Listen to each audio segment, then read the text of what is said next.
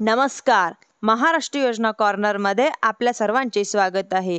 म्हणजेच की आपण आजच्या व्हिडिओच्या माध्यमातून बघणार आहोत की ई पीक पाहणी खरीप पीक 2025 राज्यातील शेतकऱ्यांना आपल्या सातबारावरती पीक नोंदणीसाठी राबवला जाणारा एक महत्त्वाचा असा प्रकल्प म्हणजेच की ई पीक पाहणी. ई पीक पाहणी 2025 अंतर्गत खरीप हंगाम करता राज्यातील शेतकऱ्यांना आपला पीक फेरा नोंदवण्यासाठी ई पीक पाहणी करण्यात 1 ऑगस्ट 2025 पासून 15 सप्टेंबर 2025 पर्यंत मुदत देण्यात आलेली आहे. या मुदतीच्या अंतर्गत आता शेतकऱ्यांच्या माध्यमातून ई पीक पाहणी करण्यात प्रयत्न केले जात आहे. 1 ऑगस्ट म्हणजे 2025 पासून सुरू होणारे ॲप्लिकेशन काही तांत्रिक कारणास्तव करण्यात आलेले नव्हतं. यांच्यामुळे शेतकऱ्यांना ई पीक पाहणी करण्यासाठी लॉग इन करता येत नव्हतं.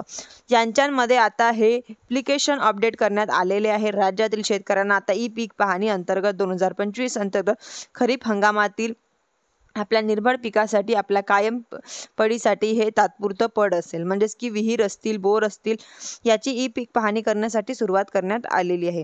शेतकऱ्यांसाठी अतिशय महत्त्वाचा असा प्रकल्प म्हणजेच की ई पीक पाहणी. कारण शेतकऱ्यांना दिला जाणारा पीक विमा, शेतकऱ्यांसाठी राबवल्या जाणाऱ्या विविध योजनांचे लाभ असतील, शेतकऱ्यांना दिली जाणारी नुकसान भरपाई असेल किंवा भावांतर योजना असेल, सर्व योजनांचे लाभ मिळवण्यासाठी शेतकऱ्यांची ई पीक पाहणी होणं अतिशय गरजेचे आहे. म्हणजेच की आता खरीप हंगाम 2025 करता ई पीक पाहणी सुरू करण्यात आलेली आहे. म्हणजेच की नवीन अपडेट झालेले ॲप्लिकेशन यांच्यावरती मोठ्या प्रमाणात शेतकऱ्यांच्या माध्यमातून ई पीक पाहणी करण्यासाठी प्रयत्न केले जात आहेत. जास्त असल्यामुळे साहजिकच यांच्यामध्ये तांत्रिक बिघाड सुद्धा वेळोवेळी येणार आहे. ई पीक पाहणी करता शेवटची मुदत ही 15 सप्टेंबर 2025 आहे.